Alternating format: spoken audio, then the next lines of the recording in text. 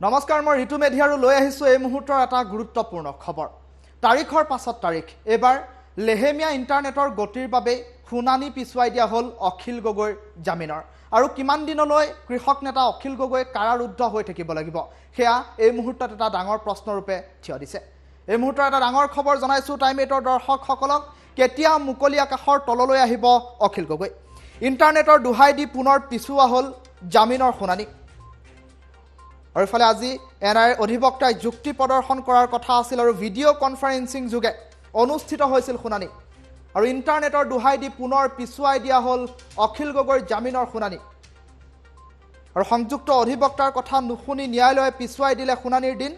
পুনৰ 10 ডিসেম্বৰলৈ পিছুৱাই দিয়া হৈছে পৰৱৰ্তী শুনানিৰ দিন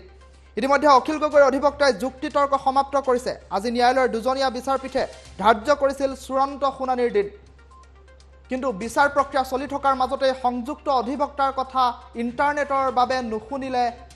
বিচাৰপীঠে যাৰ বাবে পুনৰবাৰ পিছুৱাই দিয়া হৈছে অখিল গগৈৰ জামিনৰ শুনানি 10 ডিসেম্বৰত পৰৱৰ্তী শুনানি অনুষ্ঠিত হ'ব আৰু ইন্টাৰনেট সংযোগ লেহেমিয়া হোৱাৰ যুক্তি দৰ্শাই ধাৰ্য কৰিছে পৰৱৰ্তী দিন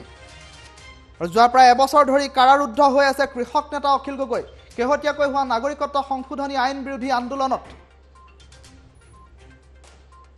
সক্ৰিয় ভূমিকাৰে অংশগ্ৰহণ কৰিছিল অখিল গগৈ আৰু তাৰ পাছতে এতিয়া ৰাষ্ট্ৰদ্ৰোহৰ অপৰাধত কাৰাৰুদ্ধ হৈ থাকিবলগীয়া হৈছে কৃষক নেতা অখিল গগৈ আৰু কেতিয়া মুকলি আকাশৰ তললৈ অখিল গগৈ উভতিব সেই সন্দৰ্ভত এতিয়া ডাঙৰ প্ৰশ্ন উত্থাপন হৈছে বিভিন্ন সময়ত দেখিবলৈ পোৱা যায় অখিল গগৈৰ মুক্তিৰ দাবীত প্ৰতিবাদ সাব্যস্ত হৈছে মহানগৰীৰ দেৱালসমূহত পোষ্টাৰিং পৰ্যন্ত কৰিছে একাংশ লোকে কিন্তু তেনে পৰিপ্ৰেক্ষিতত আজি পৰ্যন্ত অখিল গগৈ হৈ থাকিবলগীয়া হৈছে কালকুঠৰিত বন্দী এই মুহূৰ্তত আমি অধিক তথ্যৰ বাবে আনটো ষ্টুডিঅ'ৰ পৰা সংযুক্ত হৈছো সতীৰ্থ সাংবাদিক জুলি বেজবৰুৱাৰ সৈতে জুলি মই আপোনাৰ কাষলৈ গৈছো শেহতীয়া সবিশেষ তথ্য আপোনাৰ হাতত কি আছে জুলি হয় ঋতু এই সময়ৰ আসলতে আটাইতকৈ যিটো গুৰুত্বপূৰ্ণ কথা হৈছে সেইটোৱে হৈছে যে এটা বছৰ ধৰি অখিল গগৈ কাৰাৰুদ্ধ হৈ আছে আৰু অখিল গগৈ কাৰাৰুদ্ধৰ পাছত আসলতে চৰকাৰৰ যে এক আসলতে ডাঙৰ ষড়যন্ত্ৰ সেয়া ইতিমধ্যে সকলোৱে গম পাইছে কিন্তু আজি যিটো ঘটনা সংঘটিত হ'ল যে কেৱল ইন্টাৰনেট নোহোৱাৰ বাবে আসলতে আজি পুনৰবাৰ যি আছিল আজি অন্তিম শুনানিৰ তাৰিখ আছিলে সেয়াও পুনৰ পিছুৱাই দিয়া হ'ল গতিকে এক যে গা এৰি দিয়া যি মন্তব্য বা গা এৰি দিয়া যি স্বভাৱ এই স্বভাৱৰ কাৰণে আসলতে এতিয়া এটা বছৰে কাৰাৰুদ্ধ হৈ আছে যিগৰাকী অখিল গগৈ অসমৰ জনতাৰ আসলতে কণ্ঠ অসমৰ জনতাৰ পক্ষত থিয় দিছিল অখিল গগৈ আৰু প্ৰায় এটা বছৰ মাত্ৰ 4টা দিন বাকী আছে 12 ডিসেম্বৰত যোৱা বছৰ অৰ্থাৎ 2019ৰ 12 ডিসেম্বৰত যি অখিল গগৈ গ্ৰেপ্তাৰ হৈছিল তাৰ পাছত বিভিন্ন আন্দোলন হৈছে ৰাজপথত ওলাই আহিছে কৃষক মুক্তিৰ লোক অসমৰ জনতাই ৰাজপথত ওলাই আহিছে আৰু সকলোৱে আশা কৰিছে যে অতি শীঘ্ৰে অখিল গগৈ মুকলি আকাশৰ তললৈ আহিব লাগে কিন্তু চৰকাৰৰ কিয় ইমান ভয় যে বাৰে বাৰে এনে ধৰণৰ দুহাই দি আসলতে শুনানিৰ তাৰিখ পিছুৱাই থাকে আৰু তাৰিখৰ পৰ তাৰিখ দি থকা হৈছে আৰু শেহতীয়াকৈ আজি যি আসলতে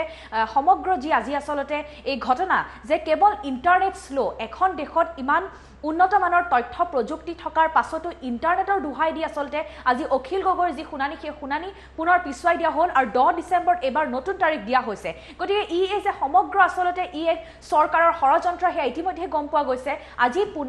ৰাতিপুৱা 10:30 বজাত আসলতে এই শুনানিৰ আসলতে সময় ধাৰ্য কৰা হৈছিল কিন্তু সেই সময়ত অধিবক্তাৰ কথা আসলতে ভালদৰে স্পষ্টকৈ নুশুনাৰ বাবে 2 বজালৈ পিছুৱাই দিয়া হৈছিল আৰু 2 বজাতো একেই যি আসলতে একেই পৰিৱেশ তাৰ পাছতে আসলতে সমগ্ৰ যি এই শুনানি 10 ডিসেম্বৰলৈ পিছুৱাই দিয়া হৈছে গতিকে ক'ব লাগিব যে যিজন অখিল গগৈ যোৱা এটা বছৰে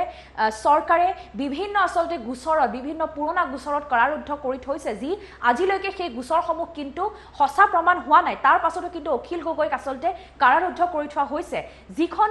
ৰাজ্যত বা যিখন আসলতে চৰকাৰৰ দিনত এতিয়া গণতন্ত্ৰ নোহোৱা হৈছে সেইখন চৰকাৰৰ দিনত কোনো আসলতে মাত মাতিব নোৱাৰে চৰকাৰৰ বিৰুদ্ধে কোনোবাই প্ৰতিবাদ কৰিলে চৰকাৰে জেলত সোমোৱাই থয় বিভিন্ন আমি এনে ধৰণৰ বহু বিগত সময়ত আমি এনে ধৰণৰ আসলতে দেখি গৈছো এনে ধৰণৰ ঘটনা আমি দেখি গৈছো যে কোনোবাই যদি চৰকাৰৰ বিৰুদ্ধে এটা শব্দ মাতে ফেসবুকত যদি এটা শব্দ কয় তেতিয়া লগে লগে চৰকাৰে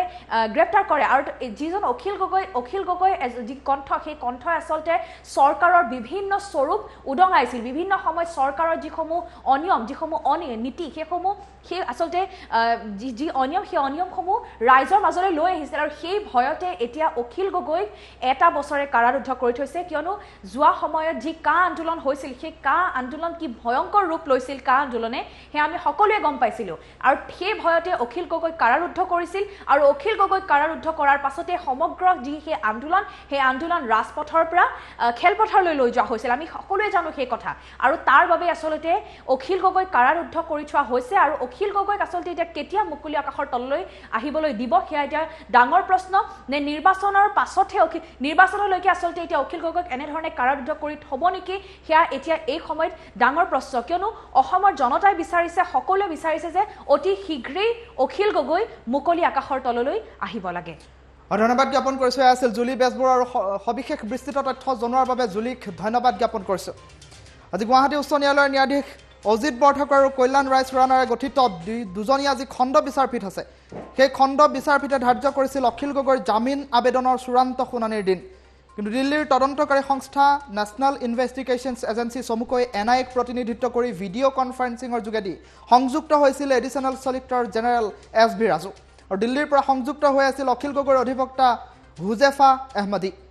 আৰু পুৱা 10:30 শুনানি আৰম্ভ হৈছিল যদিও NIAৰ অধিবক্তাগৰাকীৰ বক্তব্য ন্যায়াধীশ দুগৰাকীয়ে কাৰিকৰী বিজুতিৰ বাবে নুশুনাৰ কাৰণ দৰ্শাই 2 বজাৰ সময় নিৰ্ধাৰণ কৰিছিল 2 বজাৰ সময় নিৰ্ধাৰণ কৰাৰ পাছত পুনৰবাৰ 2 বজাত আৰম্ভ হৈছিল শুনানি প্ৰক্ৰিয়া কিন্তু সেইবাৰো ইণ্টাৰনেটৰ দোহাই দি এইবাৰ 10 ডিচেম্বৰলৈ পিছুৱাই দিয়া হ'ল অখিল গগৈৰ জামিনৰ চূড়ান্ত শুনানিৰ দিন